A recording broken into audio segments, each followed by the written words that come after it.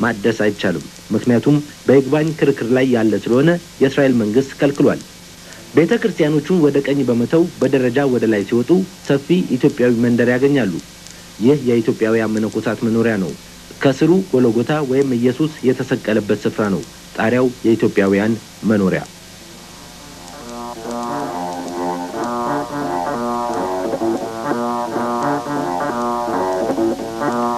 ቤቶቹ በርካታ ቢሆኑም ጠባቦች ናቸው። አያያዛቸውም የተጎሳቆለ ነው። እድሳት በመከልከሉ ሳቢያ ማደስ አልተቻለም። አብርሃም ልጁን ይስሐቅን ለመስዋዕትነት ያቀረበበት ቦታም በኢትዮጵያ ገዳም ስር ይገኛል። ብፁዕ አቡነ ቀውስጦስ በኢየሩሳሌም የኢትዮጵያ ሊቀ ጳጳስ። እስቲ አባታችን ወደፊት ምኞቶ ምንድነው? ለዚህ ቦታና ለኢትዮጵያ ገዳማት ያሉት ምኞት ምንድነው? ራእይ ያሉት ራእይ ምንድነው?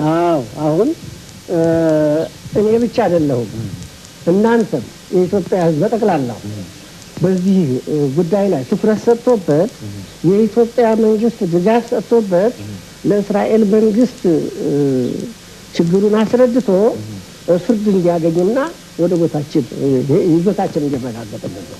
ሌላው እንኳን ቢቀር ይሄ ያለንበት አንድ ምስማር መምታት አንችልም። አሁን እዚች በሳሳ ጎጆ ውስጥ ለምን ግብፃውያን ተከለከላሉ? ስታስቲኮ የሚባል ህግ አለ ተብሎ እነሱ ሲሰሩ የሚከለከላቸው የለም።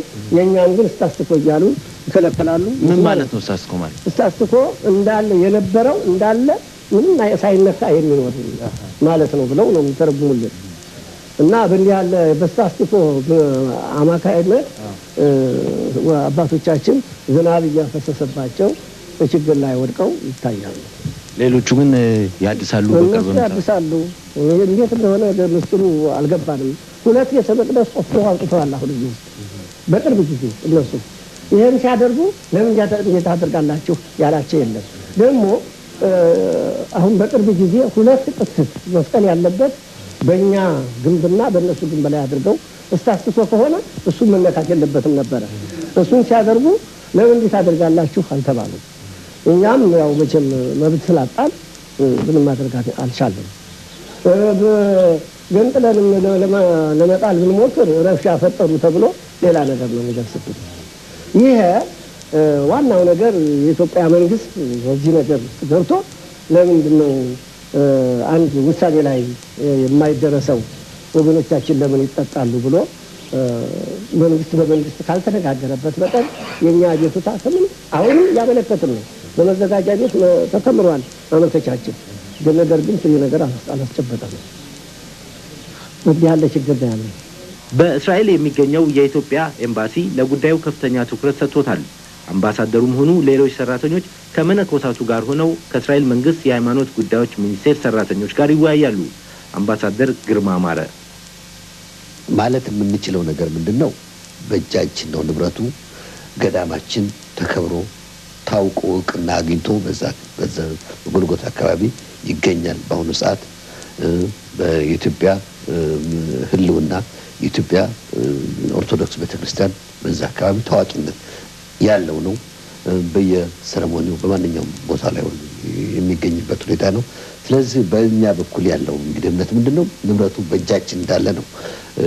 ቅሬታ ቢኖረን ቅድም ለማስረዳት እንደሞከርኩት አንዳንድ ይዞታውን የማሻሻል እና አንዳንድ እንደው ለጤና ለመኖሪያ ተስማሚ ሆኖ እንዲገኝ የማድረጉ ጉዳይ ነው።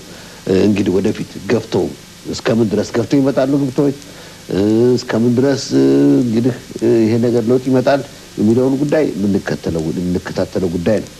እንግዲህ በእስራኤል በኩል ልንል የምንችለው ነገር ቢኖር እስካሁን ድረስ ቀደም ሲል የኢትዮጵያ አንዳንድ ከፍተኛ ባለስልጣኖች በዚህ ሀገር በእስራኤል ድረስ መጥተው የተነጋገሩበት ወቅት ሁሉ የኢትዮጵያ እንደሆነ ያረጋገጡበት ሁኔታ ነው።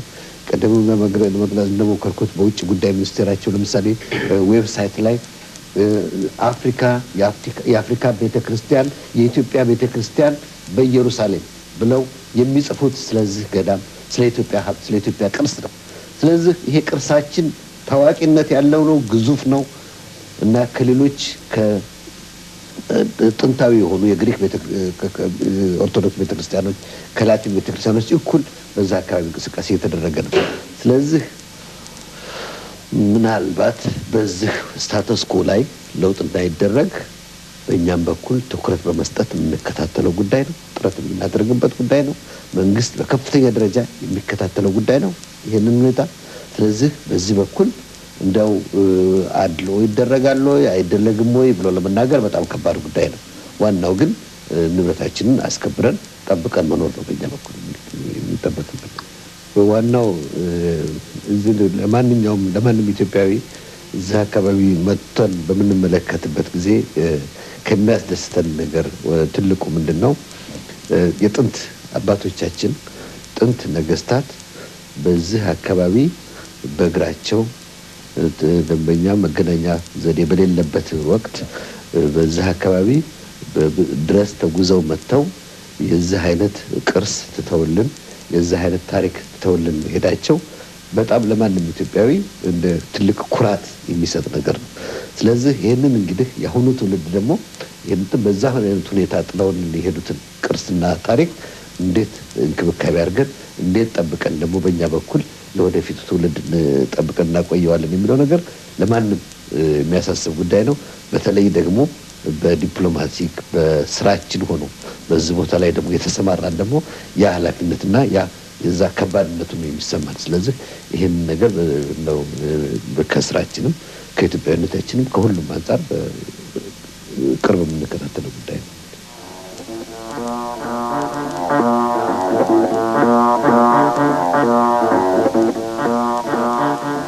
ነጋ ጠባ የጠብና የጭቅጭቅ ምድር በሆነችው በኢየሩሳሌም ቅርስን ጠብቆ መገኘት ትልቅ ነገር ነው። በቅድስቲቱ ሀገር በኢየሩሳሌም ገዳማትና ቅርሶች መጠበቅ ትልቁን ድርሻ የሚይዙት መነኮሳቱ ናቸው። እነዚህ መነኮሳት በምግብም ሆነ በጸሎት አይለያዩም። ከምንም በላይ ለነፍሳቸውና ለቅርሳቸው ደህንነት የቆሙ ናቸው። ከኢትዮጵያ የሚመጣን ሰው እጅግ ይናፍቃሉ። እኛም በቆይታችን ይህንኑ ነው የተረዳ ነው። በኢየሩሳሌም ለሚገኙ መነኮሳት መልካም የጾም ወራትን እንመኛለን። ሰላም ሁኑ።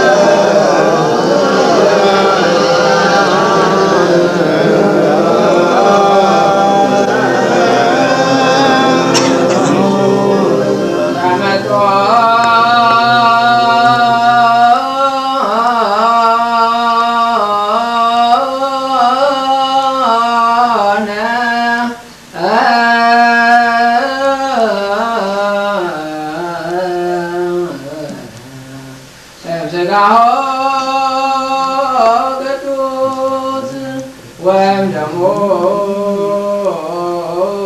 ክቡር ለክርስቶስ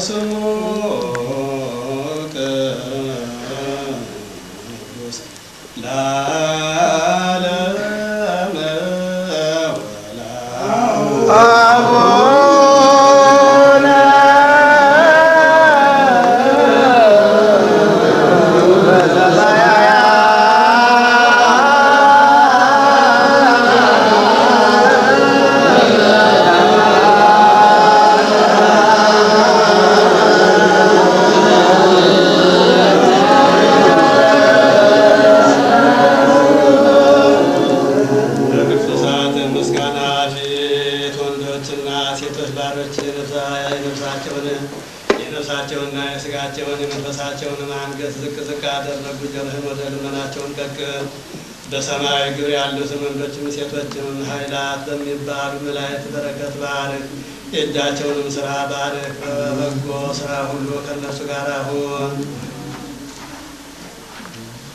ቅዱስ ምስጢርህንም መቀበል ስጣቸው። ለማወቅና ለመንቃት ክፉ ነገርም ሁሉ ለማረት ነፍሳቸውንና ሥጋቸውን መንፈሳቸውንም ለመመገብ በጌታችን በኢየሱስ ክርስቶስ በእርሱ ያለ ክብር ጽን ለአንተ ይገባል። ከእርሱ ጋራ ከመንፈስ ቅዱስ ጋራ ዛሬው ዘወትርም አሜን።